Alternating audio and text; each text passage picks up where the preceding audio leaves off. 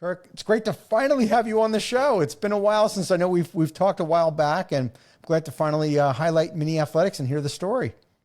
Yeah, absolutely. And I've also come prepared actually for you, Oh, you particularly. For those that are on the podcast, I'm just holding up the New York Yankees top there that we acquired when we went to see the match a couple of weeks ago. So nice, nice. Well, we just lost half the audience, Kirk, with that jersey, but that's okay. The only important thing is that you and I are doing the show together, and that is just beautiful. There's nothing like Yankee pinstripes.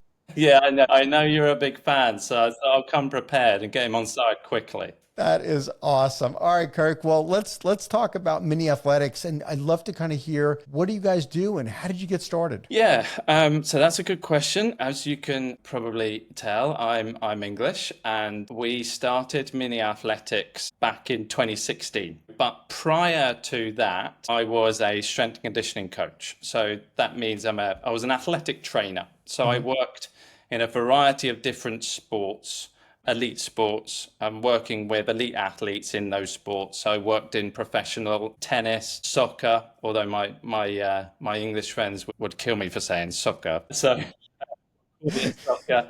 So I worked in professional soccer for a while, and I did that for a number of years, and then I ended up working in motorsport, dealing with the sports science of the drivers that were driving their cars in various different events, like Formula One, for example, and then my son was born in 2014. So my first son was born in 2014, and that changed everything for me. I didn't really want to travel anymore. I wanted to be at home with Claire and my wife and my son.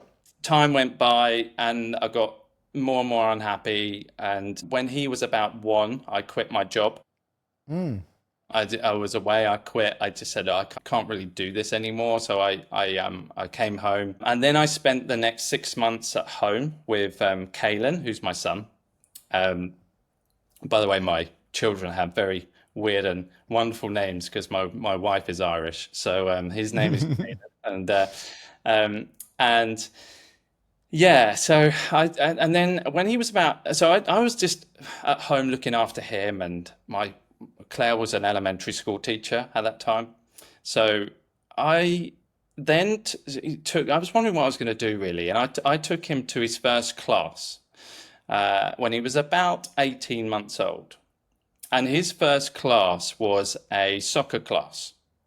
We had the choice when he was that age between soccer, gymnastics, swimming, Mhm. and rugby, which is something that we play in the UK. Yeah, I took him to his first class, which was soccer. We chose soccer because I'm a soccer fan. Our experience of that, my experience of that class was not that. He was being taught very specifics of soccer at that really early age. I mean, he was being Really? taught a backheel ball when he was 18 months old, right?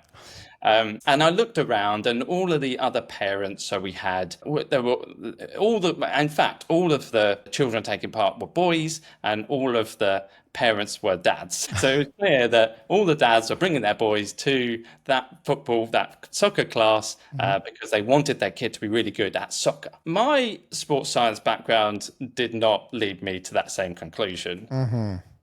And in actual fact, when I looked at Kalen during that class, all he wanted to do was run. And he loved to run, and he loved to jump and throw and move his body in really weird and wonderful ways because he was really curious about movement, because that's how children learn to learn movement patterns. So to be really pigeonholed and being very narrow-minded in terms of that's really specialized so early was not really what I wanted for him, and neither did he. He didn't really Mhm. enjoy the class either. So I came out of that class pretty deflated.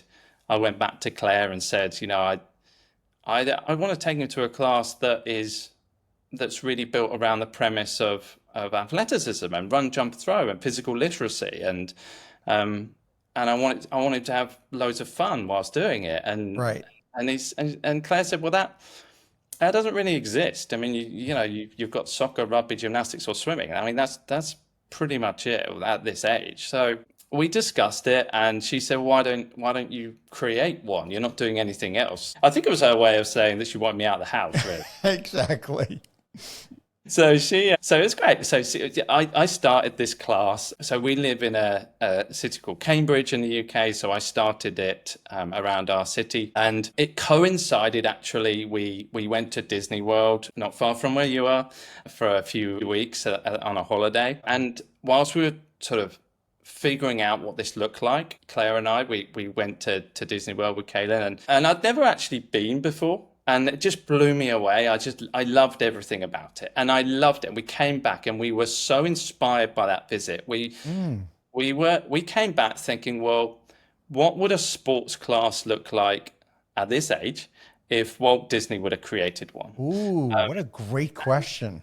Yeah. And so we brainstormed that, and we decided, well, it would look like it would be full of imagination. It would be full of themes that kids love, like dinosaurs and robots and the ocean and all these different themes mixed with the basis of athleticism, which is what we knew that the kids needed at this very early age. We created the program, and the program flew in Cambridge, and it really took off. And we were 6 months in. We had full classes, waiting lists. We were in schools, nurseries, daycares. We were doing holiday camps. I mean, it was busy, right? And how did people find you? Do you remember how did you market initially? Yeah, good. That's a good question, because this was back in 2016. So things are very different now to what they were then. There was a lot of, initially there was a lot of word of mouth, and Meta, which didn't actually exist in the terms of Meta back then, but Facebook and Instagram were very easy platforms to sell on, to be honest. I mean, this was pre Apple Meta having a big fight and closing our so that was very easy for us, but really it was word of mouth. You know, parents of young kids, you know this more than anyone, right? They talk to others, especially when something's really good. Absolutely. So yeah, it just flew that way. And then, I mean, to be honest, going back to that question, knowing what we knew now, it would have been even bigger, I think, because we would have our marketing strategies to throw at it as well. But at this stage, we were just doing this and making mistakes, you know, from a marketing point of view, but it didn't really matter because it was just word of mouth that was carrying us. Right. And the bar is so low also in kids sports back then that you just need to provide good customer service and some marketing, and people are going to flock to it, right? Yeah, absolutely. And that was one of my surprise, actually, is that did happen. So about 6 months in, we realized we really had something that was replicable. And we got introduced to franchising. By the way, I knew nothing about franchising before that. Only the standard, you know, McDonald's or the you know, whatever it might be. I knew nothing. And we were introduced to it 6 months in and fell in love with it. Why did we fall in love with it? Well, it was because we wanted to work with people that was as passionate as what we were about what we were doing. And we knew that those people existed, and it was just about finding them. And we decided to continue, though. We decided to continue with our pilot year for another 6 months, just so we could really prove and iron out any, you know, issues, prove the model. And so we did that. We got lots of offers actually for franchising during that point, but we turned them down. And then pretty much dead on a year, we sold our first franchise, which is the one we were delivering, which then allowed us to expand out. And then, so we expanded out through the UK, and then, as we're probably going to get onto, we expanded into the US last year. Thank you for tuning into the Emerging Franchise Brands podcast. For additional insights, guest applications, and to stay connected, visit us at efbpodcast.com. The Emerging Franchise Brands podcast is for entertainment purposes only, and the views expressed do not necessarily represent those of Emerging Franchise Brands, its host Frank Fiume, or Emerging Franchise Group LLC. Any discussed franchise or investment opportunity requires thorough investigation, obtaining proper disclosure documents, and expert consultation before making any investment decisions. The podcast and its host do not offer professional advice or endorsements, and they hold no responsibility for actions, representations, accuracy, or consequential damages related to the podcast content.